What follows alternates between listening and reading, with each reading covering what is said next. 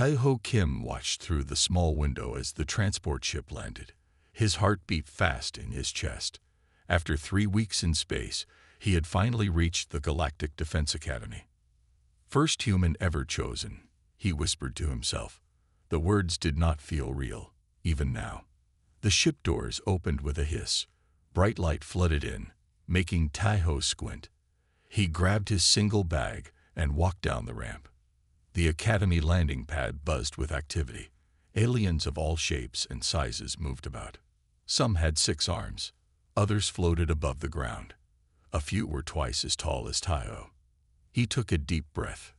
The air felt thick and smelled like metal. His years as an Olympic weightlifter on Earth had made him strong, but here he felt small and weak. So this is the human. A deep voice boomed. Tae-ho turned to see a massive alien with scales like a lizard. The creature stood nearly 3 meters tall. A badge on its chest armor marked it as Commander Rix, head instructor of the academy. "Yes, sir," Tae-ho said, standing straight. Commander Rix walked around Tae-ho, looking him up and down. Smaller than I expected. Softer, too. He poked Tae-ho's arm with a clawed finger. Laughter erupted from a group of alien cadets who had gathered to watch. "Look at the skin. So thin and easy to cut," said one with rock-like plates covering its body. "And only 2 arms. How does it do anything?" hooted another with tentacles waving in the air. Tae-ho kept his face calm, though his cheeks burned. He had been warned about this. Humans were new to the galactic community. Most aliens thought Earth was a backwater planet with weak, simple life forms. "Cadet Kim will join Squad 7, Commander Rix announced. "Try not to break him on the first day." More laughter followed. Tae-ho picked up his bag and followed a small floating robot that would guide him to his quarters. As he walked, the alien cadets continued to mock him. "I heard humans can't even survive in space without special suits. Is it true they only live for 100 years? My pet Mollux is stronger than that thing." Tae-ho kept walking, his jaw tight. He had not expected a warm welcome, but the open scorn surprised him. "Don't mind them," said a soft voice. Tae-ho turned to see a slender alien with blue skin and large eyes. Unlike the others, this one stood close to human height. "I'm Do-Yun," the alien said, 3rd-year cadet. "Tae-ho Kim," he replied, surprised to hear a name that sounded Korean. "My species adapts our names to make other races comfortable," Do-Yun explained, seeing his confusion. "And I was assigned to help you adjust." They walked together down a long hallway with high ceilings. "Why do they all hate humans so much?" Tae-ho asked quietly. Do-Yun's large eyes blinked slowly. "They don't hate you. They just think you don't belong here. The Void Eaters are the greatest threat our galaxy has ever faced. Most believe humans are too weak to fight them. I'll prove them wrong," Tae-ho said. Do-Yun made a sound like gentle bells, which Tae-ho realized was laughter. "Maybe you will," the blue alien said. "But first, you need to survive basic training. Most non-humans find it hard. For you, it might be impossible." They reached a metal door that slid open. Inside was a small room with 2 sleeping platforms. "Your roommate is Sangmin, a Traxian," Do-Yun said. "Be careful. His kind don't like surprises." "What's a surprise to a Traxian?" Tae-ho asked. "Weakness," Do-Yun answered simply. "I must go.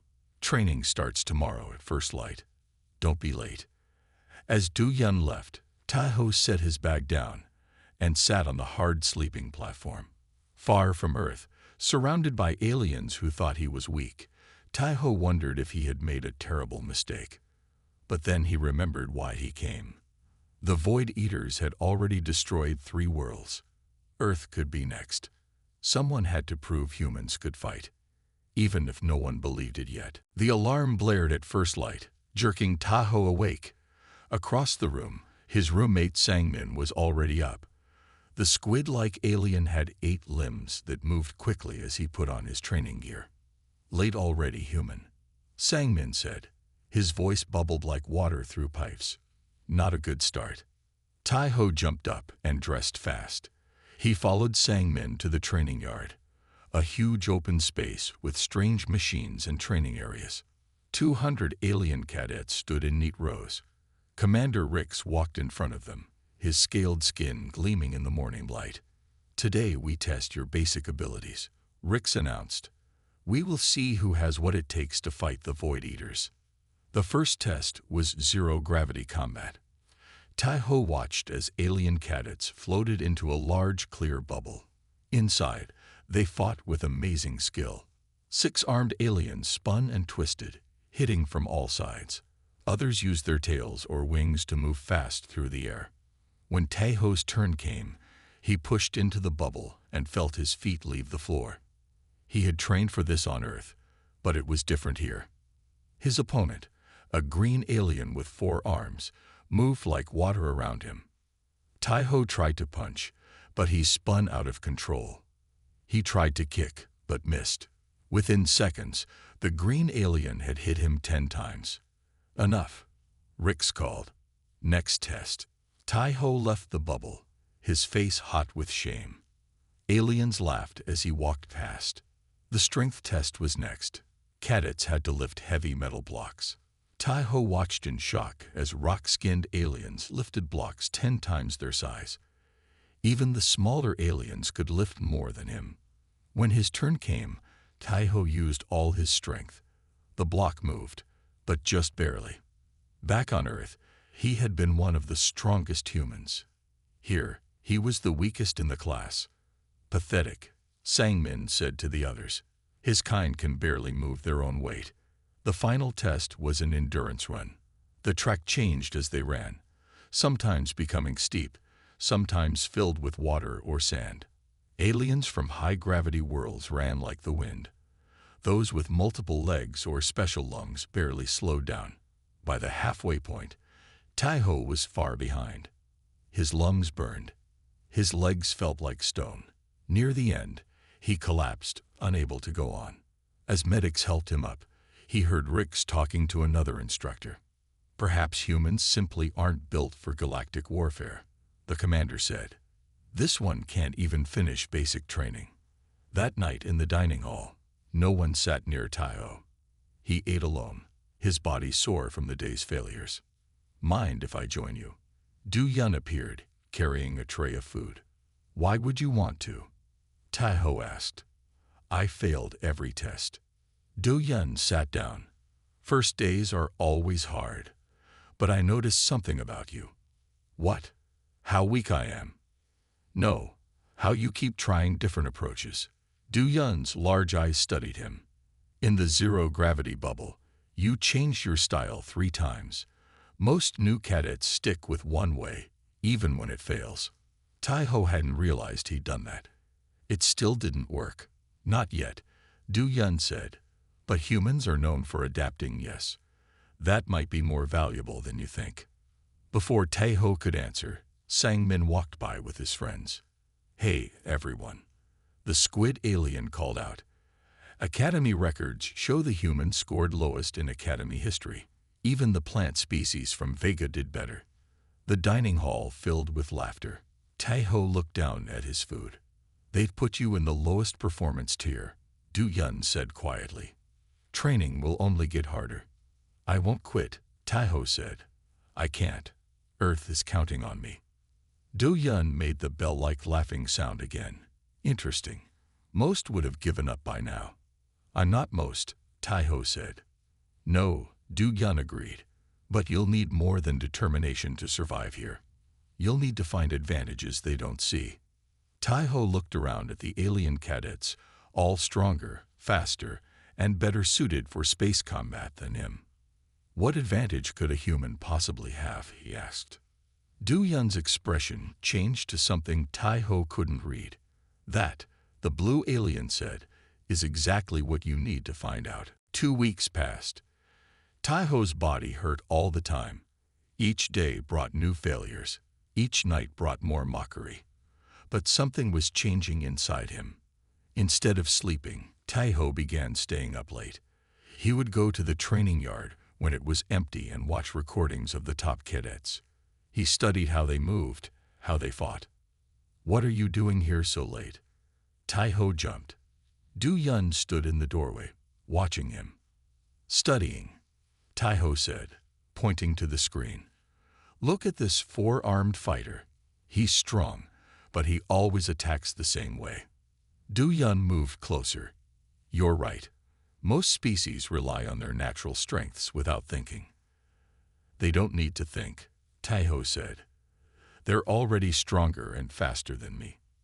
"But are they smarter?" Du Yun asked. "Are they more creative?" This made Tai-ho pause. He had been so focused on his weaknesses that he hadn't considered his strengths. The next day during combat training, Tai-ho faced the same green four-armed alien who had beaten him before. This time, instead of trying to match strength, Tai-ho watched for patterns. The alien always attacked with its upper right arm first. Tai-ho dodged that attack and moved to the alien's left side, where it was slower to react. He landed 2 quick hits before being thrown across the room. He still lost, but this time he had scored points. "Better," Commander Rick said, sounding surprised, "but still not good enough." That night, Du Yun found Tai-ho in the training yard again. "I saw what you did today," the blue alien said. "You're learning." "Not fast enough," Tai-ho replied. "I need to understand more about different aliens, their weaknesses." Du Yun was quiet for a moment. "My people were once like yours, not physically strong. We survived by being adaptable." "Your people? Where are you from?" "A planet destroyed by the Void Eaters," Du Yun said softly. "I am the last of my kind." Tai-ho felt a chill. "I'm sorry." "Don't be sorry. Be better."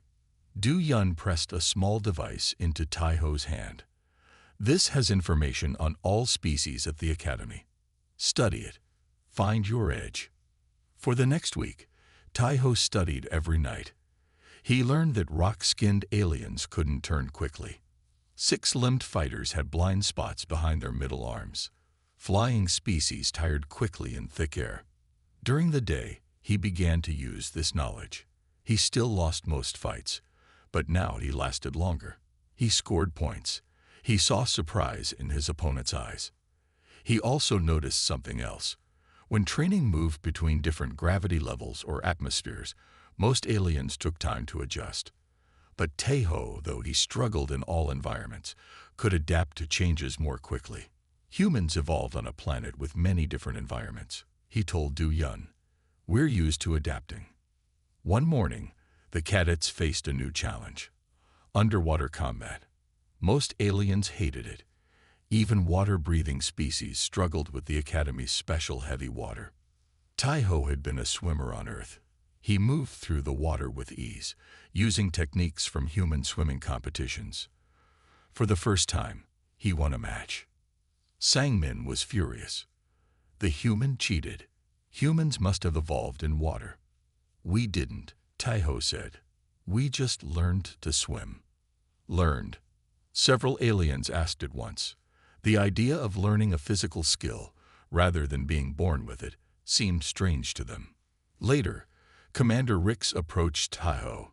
"Your performance has improved. Human. Not impressive, but improved." "Thank you, sir," Tai-ho said. "Don't thank me yet," Rix growled. "Tomorrow we begin tactical training. Physical skills aren't enough against the Void Eaters. You need a warrior's mind." As Rix walked away, Du Yun appeared at Tai-ho's side. "Now comes the real test," the blue alien said. "Are you ready?" Tai-ho thought about what he had learned. Aliens had natural advantages, but they relied on them too much. They didn't adapt well to new situations. They didn't learn new skills easily. Maybe, just maybe, being human wasn't a weakness after all.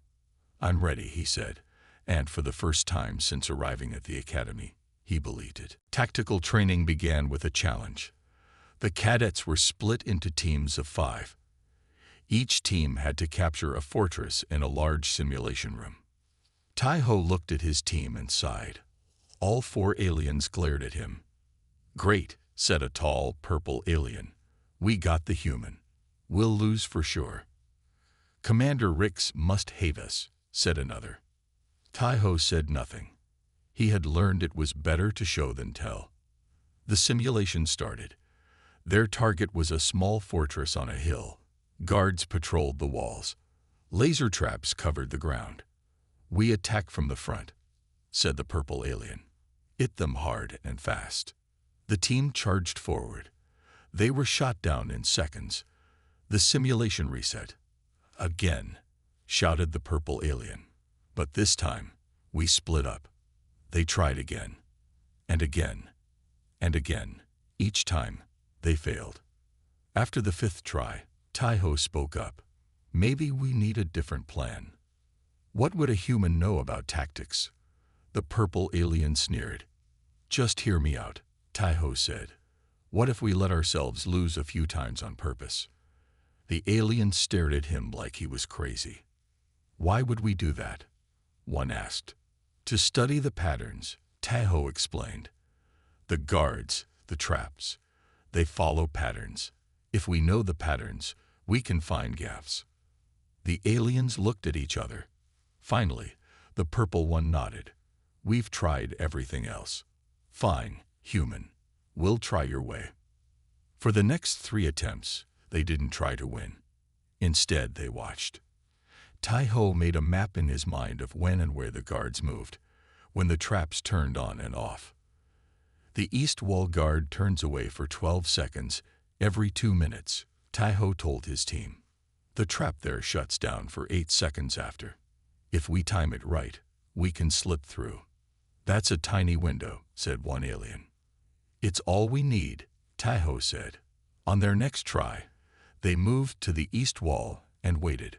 When the guard turned, they rushed forward. When the trap shut down, they slipped through. Inside the fortress, Tai-Ho led them through more gaps in the patterns. They reached the center and captured the flag. Team 5 completes the challenge, announced a voice. First place finish. The aliens on Tai-Ho's team looked shocked. Then the purple one slapped Tai-Ho on the back. Good plan, human, he said. Word spread through the academy. The human had led his team to victory. Some cadets nodded at Tai-Ho in the halls now.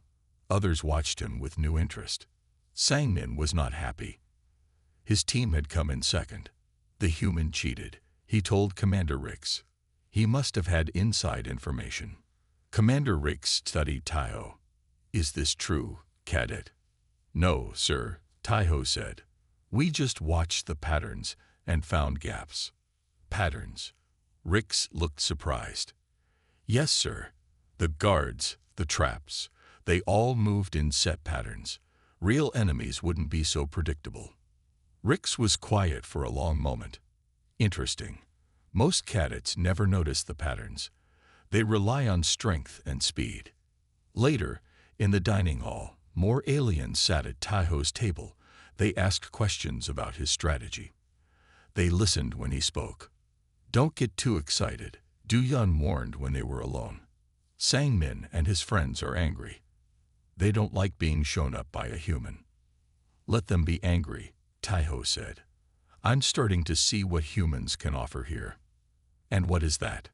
Du-Yun asked. We don't have the strongest bodies or the sharpest claws, but we see things differently. We look for patterns. We adapt. We find new ways when old ways fail. Du-Yun smiled. Yes, that is why I thought you might succeed here. But be careful, Tai-Ho. Some don't want you to succeed. Why not? Because if humans can fight the Void Eaters, then everything the Academy teaches might need to change. And change is scary, even for mighty aliens. That night, Tai-Ho couldn't sleep. For the first time, he felt like he belonged at the Academy. He had won a small victory. But as he looked at Sang-Min's empty bed, he wondered what price he would pay for it. The next week brought a new challenge, a live-fire exercise in the radioactive Badlands near the Academy. All cadets would wear protective suits and carry real weapons. This is as close to real combat as it gets, Commander Rix told them. The radiation will test your suits and your courage. The night before the exercise, Taiho checked his gear twice. Everything seemed fine. But as he slept, a shadow moved in their room. Sang-min stood over Taiho's equipment, working quickly with his many limbs. Morning came. The cadets boarded transport ships to the Badlands. The sky turned from blue to sickly green as they flew over the radioactive zone. "Your mission is simple," Rick said. "Find the target and destroy it. Work in your teams. Trust your equipment." The ships landed. Taiho and his team stepped onto the strange ground. It glowed faintly. The air shimmered with radiation. "Stay close," the purple alien told Taiho. After their victory in tactical training, the team had accepted him. They moved through a twisted forest of metal-like trees. Taiho's radiation meter beeped steadily. His suit kept him safe for now. An hour into the mission, Taiho noticed something wrong. His breathing felt harder. The air in his suit tasted strange. "Are you okay?"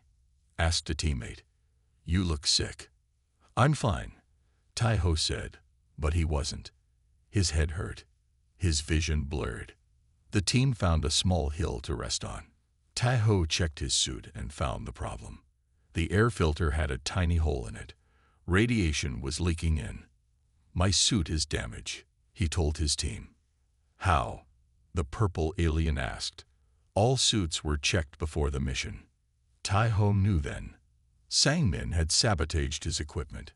"I need to go back," Taiho said, but they were miles from the landing site. "We'll help you," his teammates said. They tried to carry him, but Taiho kept getting weaker. His legs gave out. He fell to the ground. "Keep going," he told them. "Complete the mission. I'll wait here." The aliens looked worried, but they had orders. They left Taiho on the hill and continued the mission. Hours passed. The radiation made Taiho sick. He threw up inside his helmet. His skin burned. Just when he thought he would die there, a medical ship found him. Taiho woke up in the Academy's medical bay. Machines beaked around him. His body hurt everywhere. "The human lives," said a doctor with 4 eyes. Surprising. The radiation exposure would have killed most species. Taiho tried to sit up but couldn't. "My team." They completed the mission. "You're the only casualty." The door opened. Commander Rix entered with 2 other instructors. They didn't see that Taiho was awake. "The human experiment has failed," Rix said. "This proves they are too fragile for real combat." "What about his tactical skills?" asked one instructor. "One lucky success doesn't make up for physical weakness," Rix replied. "The Void Eaters would tear through humans like paper. Earth doesn't deserve representation in the Galactic Defense Force." The words hit Taiho like a punch. After all his hard work, they still saw him as weak, as a failure. The instructors left. Taiho lay there, feeling the anger build inside him. They wanted him to quit. Sang-min had tried to kill him. The Academy had given up on humans. With shaking arms, Taiho pushed himself up. Pain shot through his body, but he ignored it. He pulled out the tubes and wires connected to him. Alarms went off.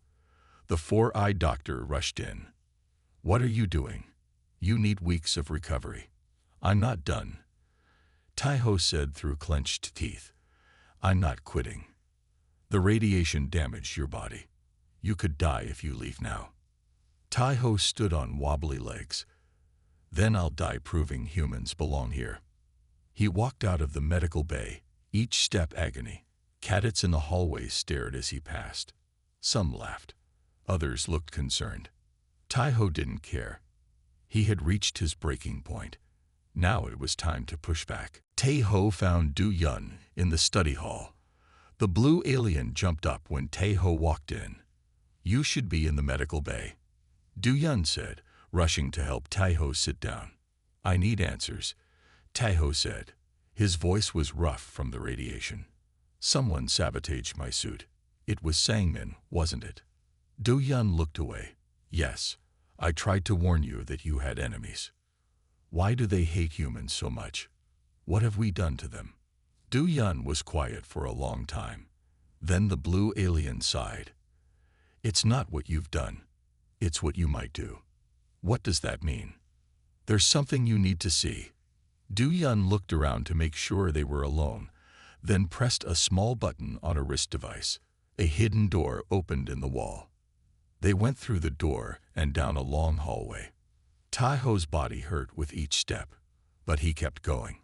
The hallway opened into a large room filled with screens. The screens showed strange dark shapes moving through space. What are those? Taiho asked. The Void Eaters, Du Yun said. This is live footage from the front lines. Taiho stared at the screens. The Void Eaters looked like living shadows, huge and shapeless.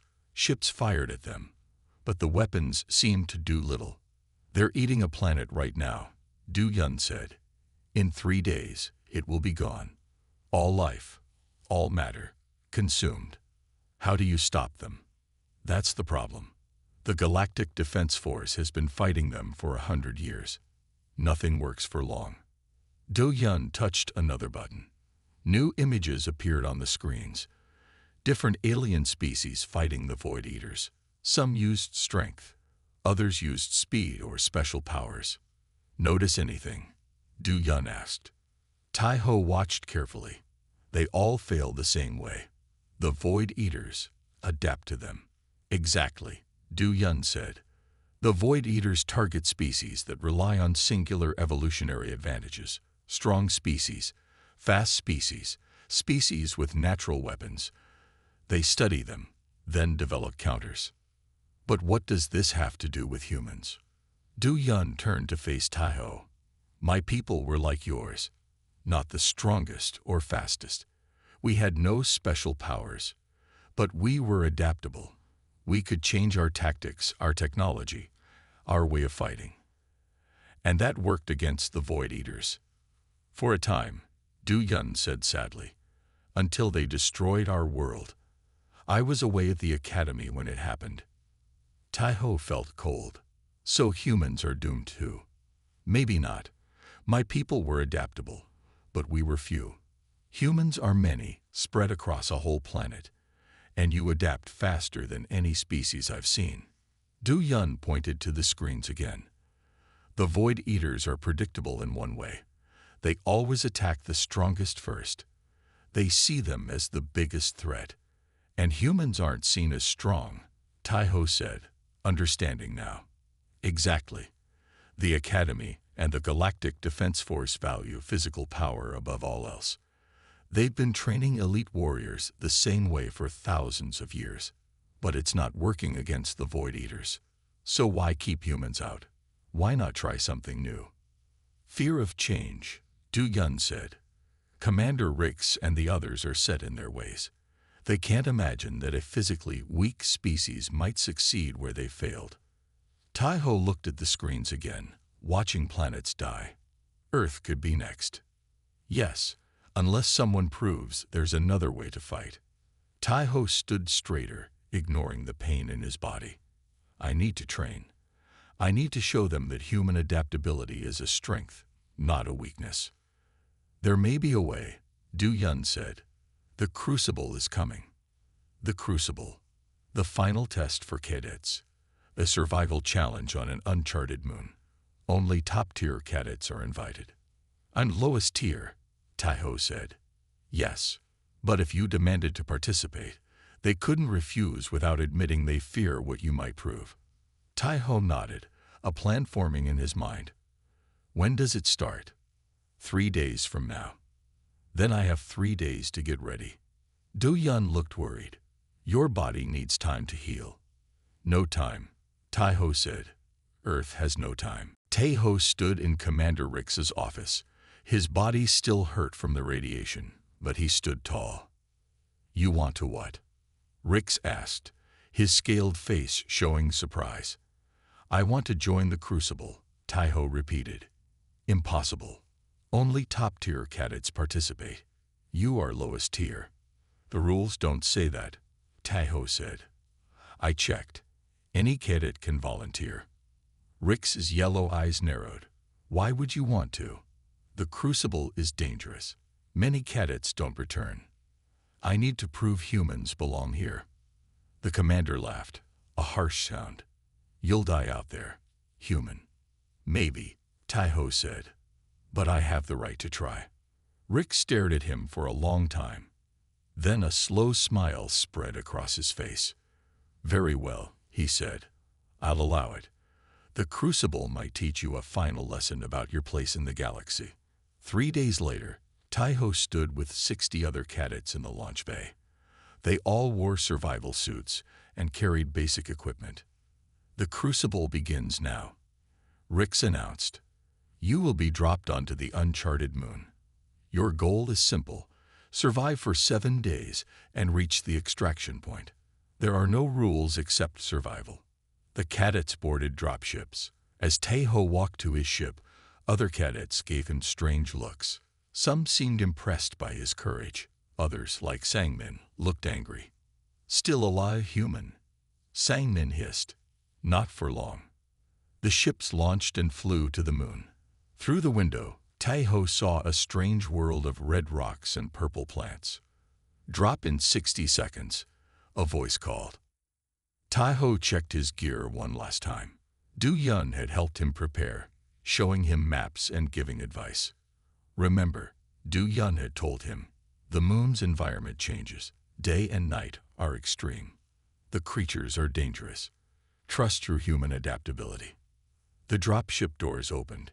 Cadets began jumping out, using jetpacks to slow their fall. Tai-Ho took a deep breath and jumped. The air rushed past him as he fell toward the red surface. He activated his jetpack and landed hard but safely. All around him, cadets scattered in different directions. Some formed groups. Others went alone.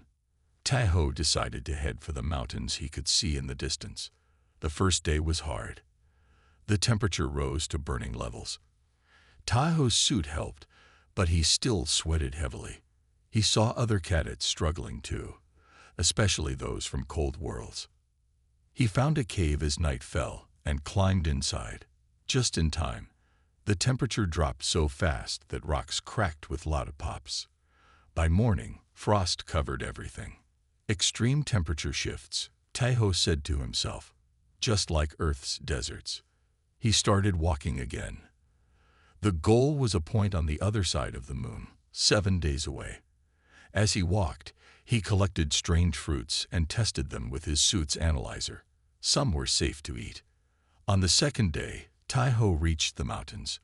The climb was steep. Halfway up, he heard a scream.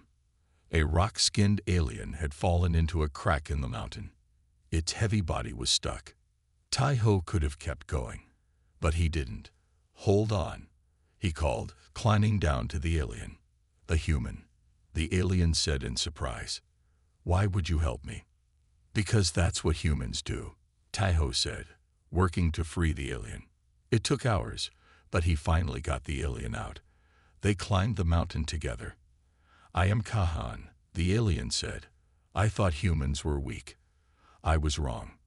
We're not strong like you, Tai-Ho said, but we're good at solving problems. They reached the top of the mountain as night fell again. From there, they could see the whole testing ground. Forests, swamps, plains, and in the far distance, their destination.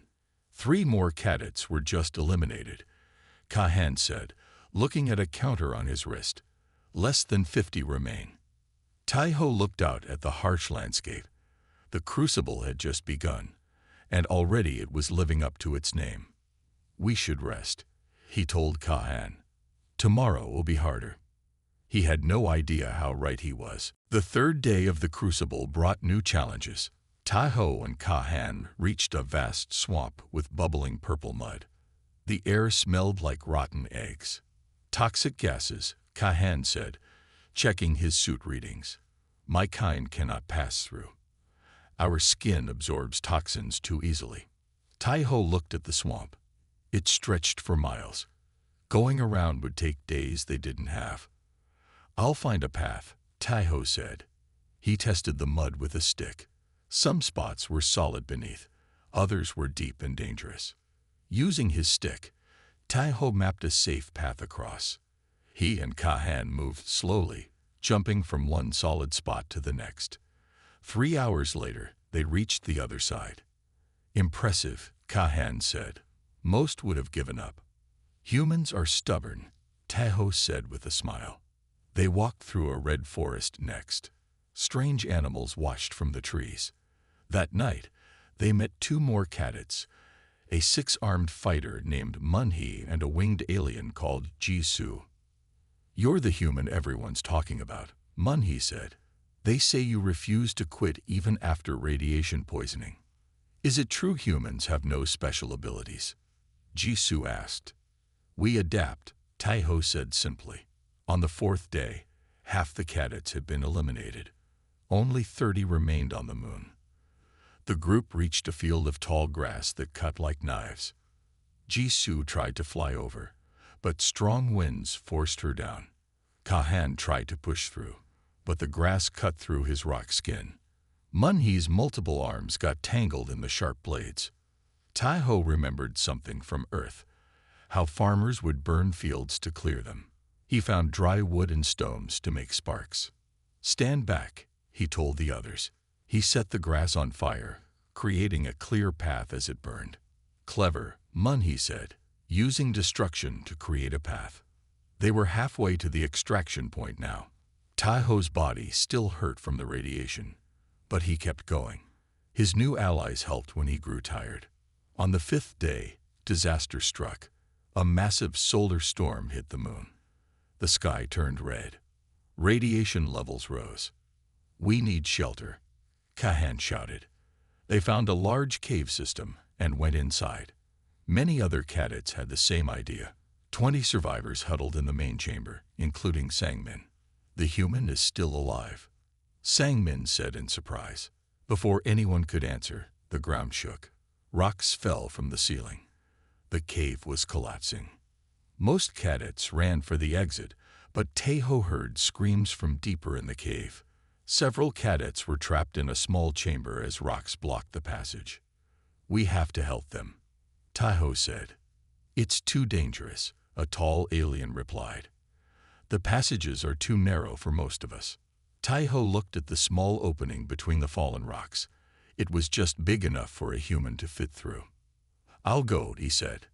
You'll die in there, Sangmin said. Maybe, Taiho answered, but I have to try. He squeezed through the opening and crawled through a narrow tunnel. The heat was intense. The cave continued to shake. He found 5 cadets trapped in a chamber. One was hurt badly. Among them was Sangmin. You came for us? Sangmin asked, his voice showing shock. Of course, Taiho said. He looked around and saw the problem. The main exit was blocked by huge rocks no one could move. Is there another way out? He asked. No, said one cadet. We're trapped. Taiho touched the cave walls, feeling for air currents. On Earth, he had done rock climbing and cave exploration. He knew caves often had hidden passages. There, he said, pointing to a crack in the wall. I feel air coming through. Using tools from his pack, Taiho widened the crack. It led to a narrow underwater passage. We need to swim through, he told the others. Swim. Sangmin looked scared.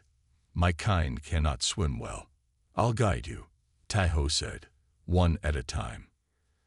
Taiho led each cadet through the underwater passage. He went back 5 times, each trip harder than the last. His lungs burned. His body screamed with pain. Sangmin was last. The squid-like alien trembled with fear. Why are you helping me? Sangmin asked. After what I did to you. Because that's what humans do, Taiho said. We help each other, even our enemies. Together, they swam through the dark water and reached safety. The other cadets cheered when they emerged. The humans saved them, Kahan announced proudly. Even Sangmin seemed changed. I was wrong about you, he told Taiho quietly. You are stronger than any of us, but in a different way. Taiho smiled, too tired to speak. The crucible was testing him in ways he never expected. But with each challenge, he was proving what humans could do. The morning of the 7th day arrived. Only 10 cadets remained in the crucible. Taho, Kahan, Munhee, Jisoo, Sangmin, and 5 others. They stood together on a cliff, looking at their final challenge. A massive canyon stretched before them. On the other side, a mile away, sat the extraction point. A ship waited there to take them home. "How do we cross?" Munhee asked. One cadet with powerful legs tried to jump across. He fell far short, tumbling into the deep canyon. The safety system teleported him out. Eliminated.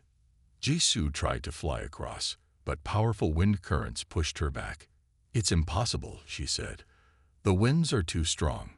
Another cadet tried climbing down one side and up the other. The walls crumbled under his hands. He too was eliminated. "We have to go back and find another way," Kahan suggested. "There is no time," Sangmin said. "The extraction ship leaves at sunset." Taiho looked at the canyon carefully. He studied the patterns of the wind, the shape of the rocks, the strengths of each remaining cadet. "I have an idea," he said, "but it will only work if we all help each other." "Why should we help each other?" asked a tall blue alien. "Only the first one across wins." "Where does it say that?" Taiho asked. "The rule is to reach the extraction point. It doesn't say how or who." The cadets looked at each other. They had always been taught to compete, not cooperate. "What's your plan?" Sangmin asked at last. Taiho pointed to a narrow part of the canyon. "If we work together, we can build a bridge." He explained his idea. Each cadet would use their unique abilities. The strongest would hold the base. The lightest would cross first with ropes. Those with multiple limbs would secure the connections. "It will only work if everyone does their part perfectly," Taiho said. "Why should we trust you?" the blue alien asked. "Because none of us can do this alone," Taiho replied. One by one, the cadets agreed. They moved to the narrow part of the canyon and began to work. Kahan anchored one end with his heavy body. Munhee used her 6 arms to tie complex knots. Jisoo flew short distances in between wind gusts, carrying light ropes across. Taiho coordinated everything, solving problems as they arose. When one section started to break, he quickly showed them how to reinforce it. When the winds changed direction, he adjusted their strategy. After hours of work, a makeshift bridge stretched across the canyon. It looked fragile, but Taiho tested each section carefully. "It will hold," he said, "but we must cross one at a time. The lightest first." Jisoo went first, then the others. Sangmin crossed next to last, his many tentacles gripping the ropes tightly. Taiho was last. As he started across, part of the bridge began to break. "Hurry," the others called from the far side. Taiho ran the final distance as the bridge collapsed behind him. He jumped the last few feet and landed safely. They all cheered. Together, they had done the impossible. They walked to the extraction ship where Commander Rix waited, his face showing surprise. "You all made it?" he asked. "Together." "Yes, sir," Taiho said, standing tall despite his exhaustion. "Interesting." Rick studied them. The crucible was designed to be impossible for individuals to complete. "What?" the cadets gasped. "It's a test of cooperation, not competition," Rix explained. "The Void Eaters cannot be defeated by single warriors, no matter how strong. They can only be defeated by diverse abilities working together." Rix looked at Taiho. The human figured it out. He saw what none of you could see. 1 month later, Taiho stood in the Academy's Great Hall. Commander Rix placed a medal on his chest. "Cadet Taiho Kim graduates with highest honors," Rix announced. "Not for physical strength, but for the true strength needed to face our enemies.